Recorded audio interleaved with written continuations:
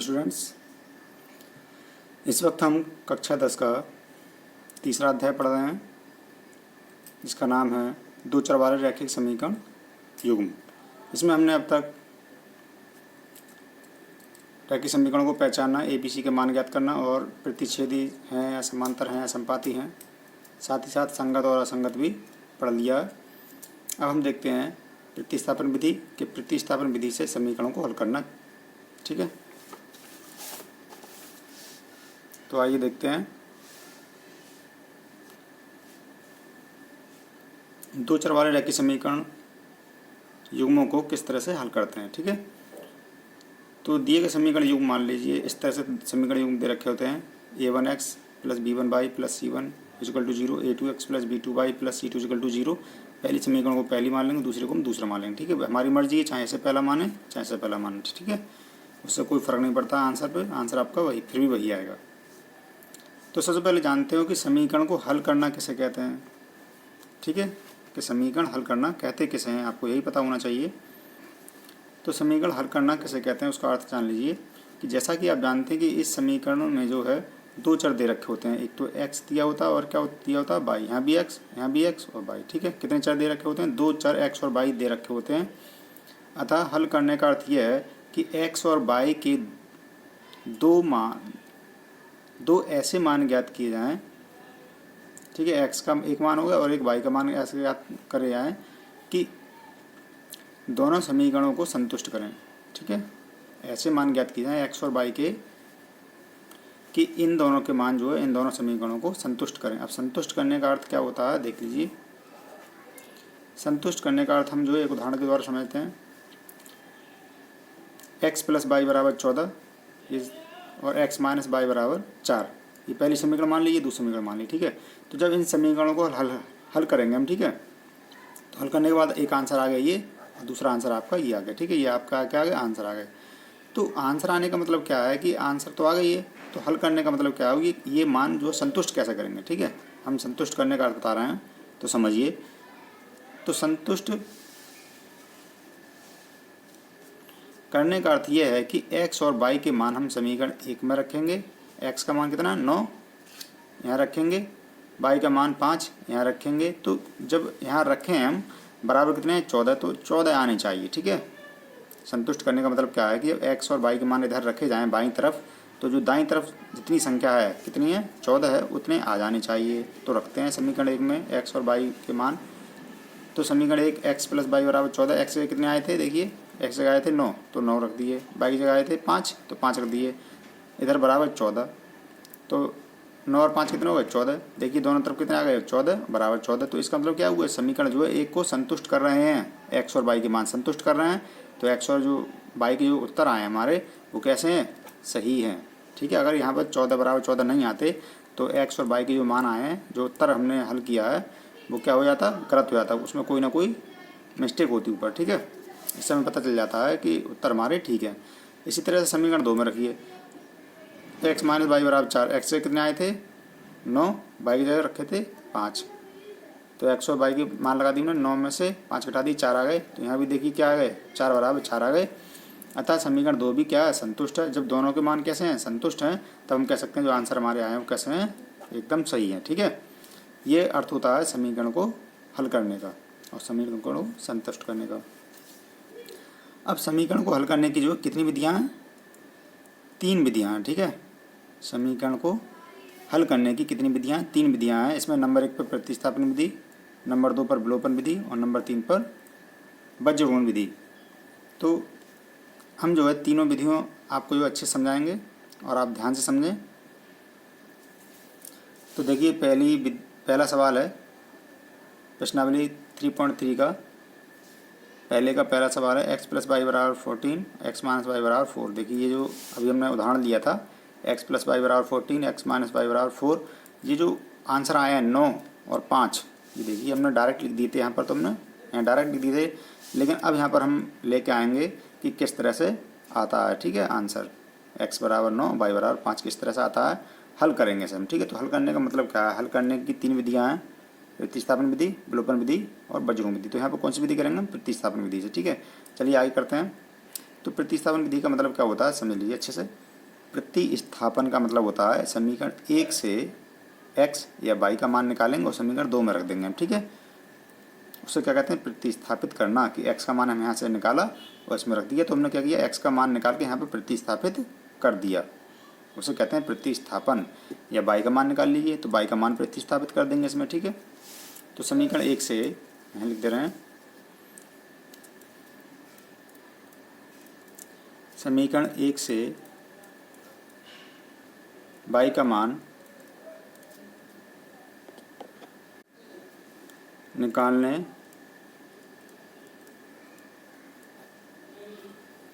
लो y का मान, ठीक है, समीकरण 1 से। तो देखो यहाँ से आ जाएगा x प्लस वाई बराबर 14,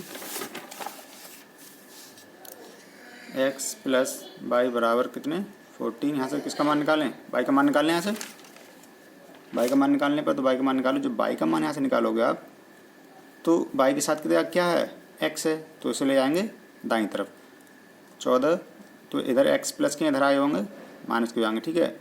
ये आ गया आपका y बराबर 14 माइनस एक्स। y का मान कितना आ गया 14 माइनस एक्स। तो y का मान समीकरण 2 में रखने पर, या हम कहते हैं प्रतिस्थापित करने पर, ठीक है, रखने पर या प्रतिस्थापित का मतलब समझ में आएगा अच्छे से, कहाँ प्रतिस्थापन विधि ये है, ठीक है। तो समीकरण 2 क्या है, x माइनस वाई बराबर कितने 4, ये समीकरण 2 यही तो थी, देखिए x माइनस वाई बराबर 4। तो यहाँ पे y का मान रख दीजिए, कितने आया y का मान 14 माइनस एक्स, तो x माइनस बराबर 4। देखिए हमने y की जगह छोड़ दी, y की जगह क्या लिखना है आपको, 14 माइनस एक्स रख दीजिए, इसमें 14 माइनस एक्स रख दिए। अब आपको क्या करना, हल करना तो आपको आता ही होगा।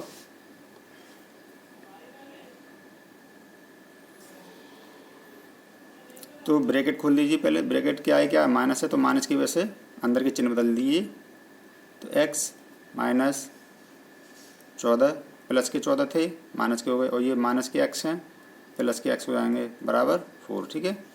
x, ये देखिए x और ये x और x कितने हो गए 2x हो गए। संख्या एक तरफ कर लीजिए, संख्या को उधर ले आइए, 4 पहले से थे, ये इधर कितने हैं, माइनस के इधर आके हो जाएंगे प्लस के 14, ठीक है। 14 4 कितने हो गए 18, इधर कितने हैं 2x। x का मान निकालना है ना, तो x के साथ जितनी भी चीज़ें होंगी सारी दूसरी तरफ भेज दीजिए, दाईं तरफ भेज दीजिए। तो x बराबर 18/2, 2 से काट दीजिए, 2 ने 18, x बराबर कितने आ गए 9। ये देखिए x बराबर कितने आ गए 9, और x बराबर आपको याद होगा, x बराबर हमने यहाँ कितने लिए थे, 9 ही तो लिखे थे यहाँ पर। y बराबर कितने 5 लिए थे, तो x बराबर 9 आ गया, y बराबर कितने आएंगे 5 आएंगे। अब देखिए वो कैसा आता है, एक आपका आंसर क्या आ गया, ये आ गया, ठीक है। अब क्या करेंगे इसके बाद सारे सवाल जो एक तरह से ही होते हैं, ठीक है। x का मान समीकरण चाहे 1 में रखिए चाहे 2 में रखिए, ठीक है, उससे कोई फर्क नहीं पड़ता। 1 में प्रतिस्थापित करने पर, या हम कहते हैं रखने पर,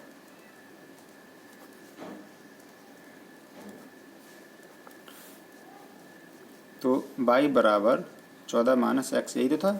देखिए समीकरण 1 यही तो थी, ये समीकरण 1 थी, यहाँ से y का मान निकाला तो y यही तो थी।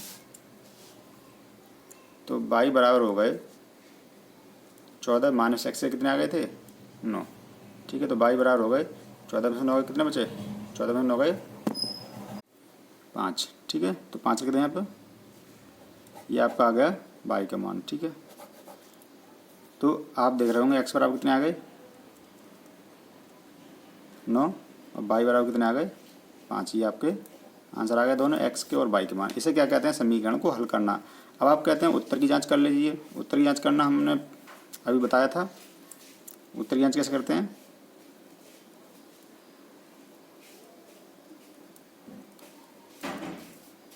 उत्तर की जांच आप स्वयं कर सकते हैं, ठीक है, कि x प्लस वाई बराबर कितने 14 लगा दीजिए यहाँ पर, 9 प्लस 5 बराबर 14, 14 बराबर 14। देखिए आ गया नहीं सही, इसका मतलब उत्तर हमारा क्या है, ठीक है। दूसरे समीकरण में लगाए देख लीजिए, x माइनस वाई बराबर कितने 4, 9 माइनस 5 बराबर 4, 4 बराबर 4। इसका मतलब क्या है, अतः उत्तर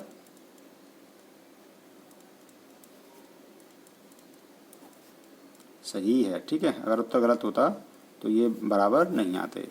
ठीक है, अब देख लीजिए ये जो विधि थी कौन सी विधि थी, प्रतिस्थापन विधि। ठीक है, अब हम देखते हैं अगली विलोपन विधि। सवाल हमारा वही रहेगा, x प्लस वाई बराबर 14 और x माइनस वाई बराबर कितने 4। सवाल हम वही इसलिए रख रहे हैं ताकि आपको यकीन हो जाए कि विधि बदलने से या तरीका बदलने से कोई फ़र्क नहीं पड़ता है, उत्तर वही आता है। ठीक है, सवाल हमारा वही है। ठीक है, दूसरे का पहला, सिर्फ क्या बदला है, तरीका। तो तरीका हमने कौन सा कर दिया, अब पढ़ाते हैं आपको विलोपन विधि। विलोपन विधि देखते हैं कि विलोपन विधि में क्या होता है। विलोपन नाम से स्पष्ट है। विलोपन का मतलब क्या है, विलुप्त। ठीक है, विलोपन का मतलब क्या है, विलुप्त हो जाना। तो विलुप्त हो जाना मतलब यहाँ होगा तो नहीं, हमें करना पड़ेगा विलुप्त। अब विलुप्त करने का मतलब समझ लीजिए, या तो आप x को विलुप्त कर दीजिए या y को विलुप्त कर दीजिए। ठीक है, या तो आप x को विलुप्त कर दो या y को विलुप्त कर दो। जब इसे काट दोगे, विलुप्त करने का मतलब काटना। ठीक है, इसे ये देखिए x और x ये प्लस के प्लस क्या हो जाते हैं, जुड़ जाते हैं, तो यहाँ जुड़ जाएंगे। ये देखिए प्लस के ये माइनस के प्लस माइनस क्या होते हैं, कट जाते हैं। लेकिन संख्या भी तो बराबर होनी चाहिए, यहाँ भी एक y है, यहाँ भी एक y है, तो आराम से कट जाएंगे, कोई दिक्कत नहीं यहाँ पर। ठीक है, तो आइए सवाल करने से पहले विलोपन विधि के बारे में अच्छे से जान लीजिए। ठीक है, कि कौन कौन सी यहाँ पर कंडीशन बन सकती हैं। देखिए अभी आपने देखा, हमें संख्याओं से मतलब नहीं है। ठीक है, ये हमने सवाल नहीं दे रखे हैं, केवल समझाना है आपको बस। देखिए कि कौन कौन सी कंडीशन यहाँ पर हो सकती हैं। देखिए यहाँ पर अभी आपने देखा एक प्लस था एक माइनस था।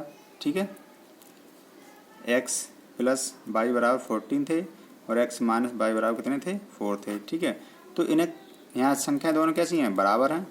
यहाँ संख्या दोनों कैसी हैं, बराबर हैं, ये भी बाई ये भी बाई, तो एक प्लस और एक माइनस। तो यहाँ पर हम डायरेक्ट काट देंगे। ठीक है, और यहाँ लिख देंगे जोड़ने पर। क्या लिख देंगे, जोड़ने पर। जोड़ने पर ही कट गए।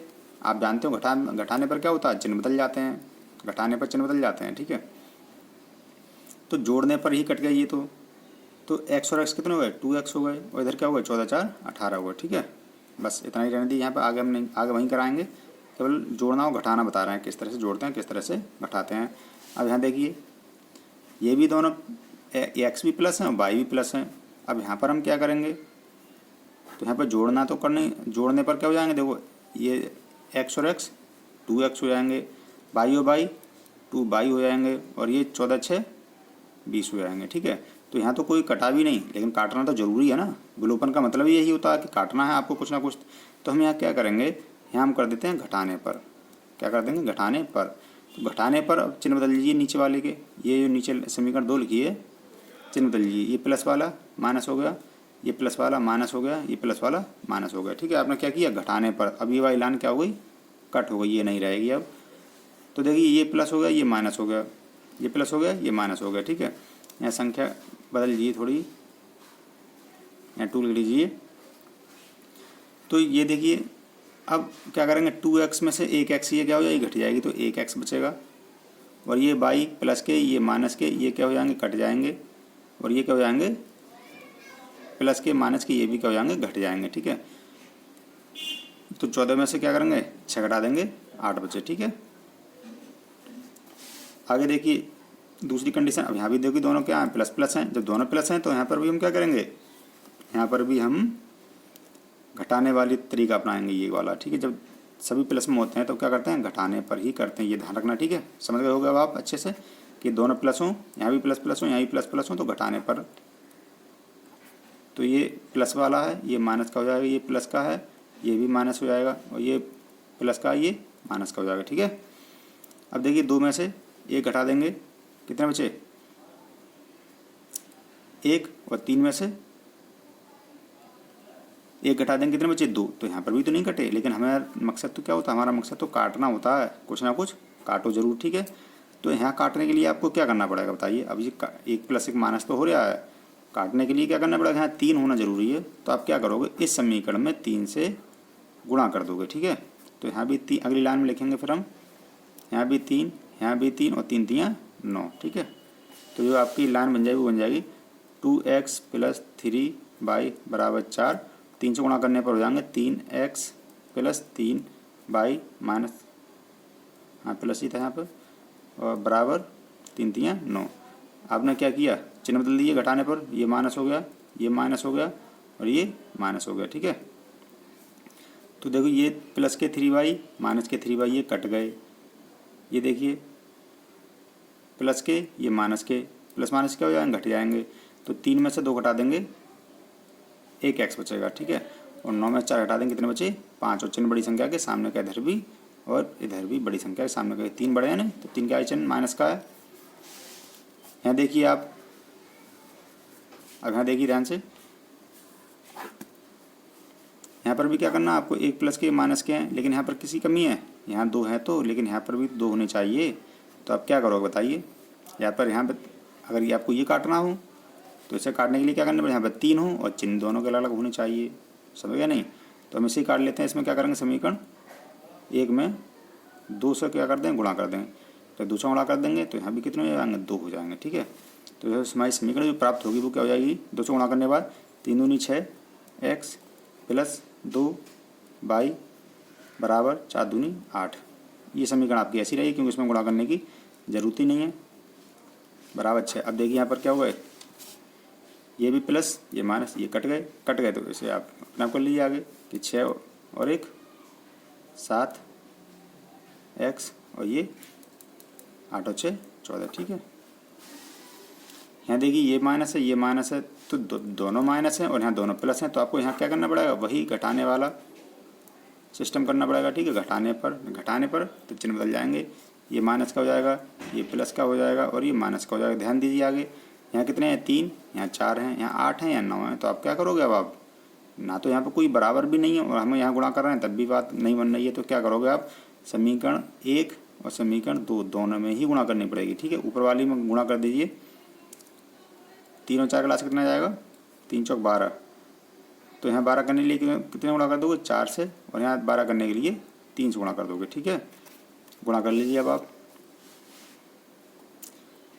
8 चौक 32 x माइनस 4 3 12 y = 4 6 24। ये समीकरण आपकी 1 आ गई और इसमें 3 से गुणा कर लीजिए, 9 3 27 x माइनस 3 चौक 12 y = 3 चौक 12। ये समीकरण आपकी 2 आ गई, ठीक है। हमने क्या बताया था, क्या करने पर, आप घटाने पर, जब घटाने पर यहाँ लिख देते हैं हम, घटाने पर तो चिन्ह बदल दीजिए, ये प्लस का माइनस हो गया, माइनस का प्लस हो गया और प्लस का माइनस हो गया, ठीक है। अब क्या हुआ, ये माइनस और ये प्लस कट गए। अब आप 32 में से 27 घटा दीजिए, 5x, और 24 में 12 घटा दीजिए, 12, ठीक है। अब आप यहाँ पे x का मान निकाल लीजिए आगे। तो ये कहने का मतलब ये था कि समीकरणों में जो हम x या y किस तरह से विलुप्त करते हैं, ठीक है, x या y किस तरह से विलुप्त करते हैं, बस यही सिखाने का मतलब था यहाँ पर हमारा।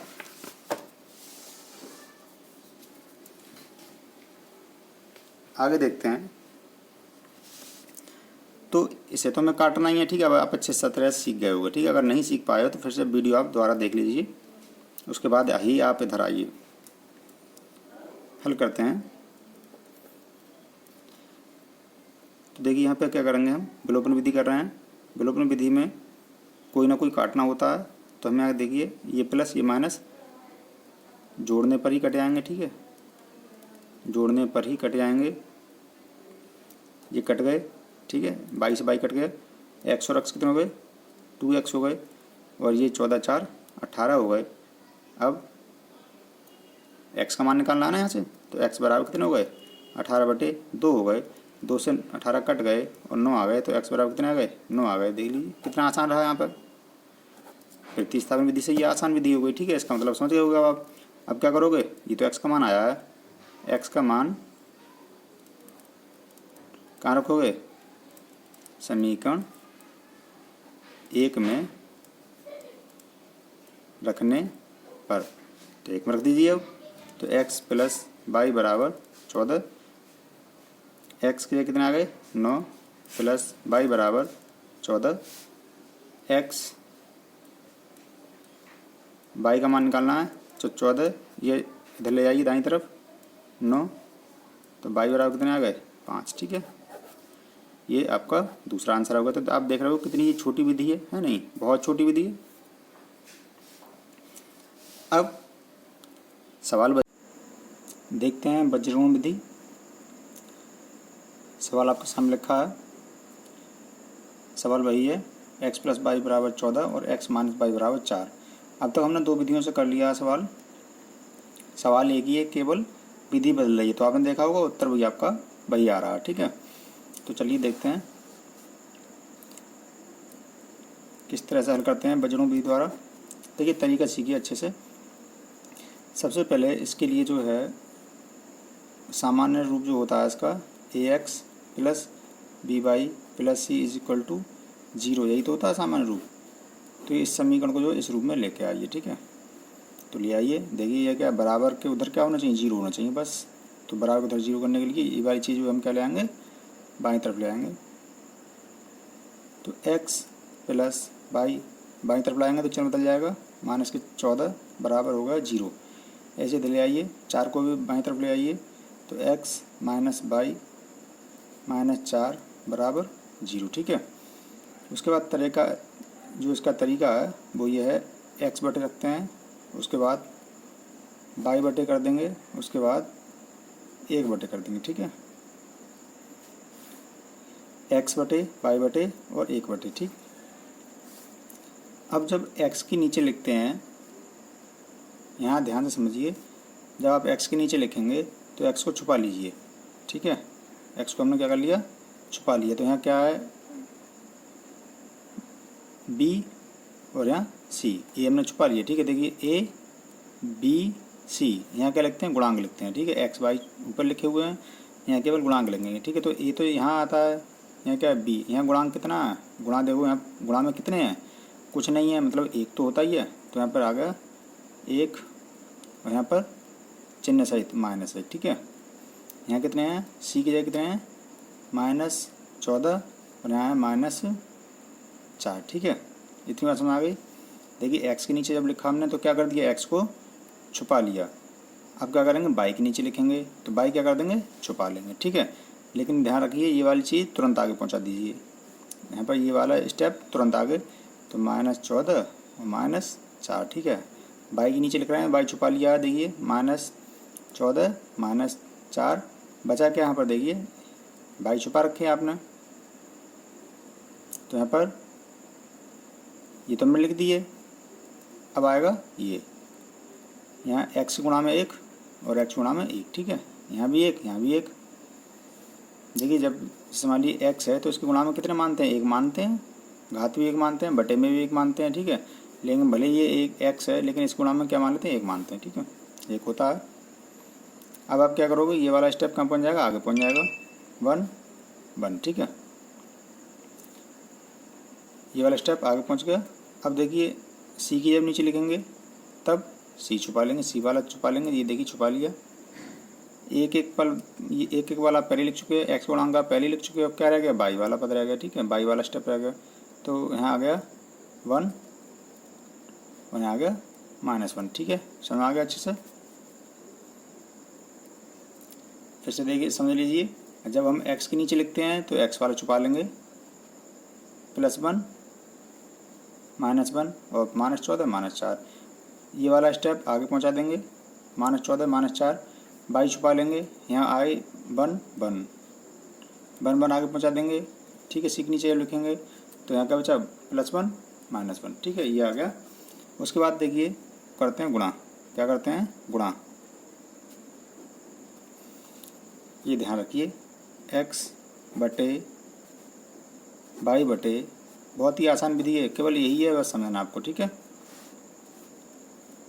गुणा कैसे करते हैं देखो, हमने पहले ही कर दिया। तीर का निशान कहाँ लगाया, पहले इससे इसको, इससे इसको, इससे इसको। ठीक है, बीच में चिन्ह लगा देते हैं माइनस का। गुणा करिए,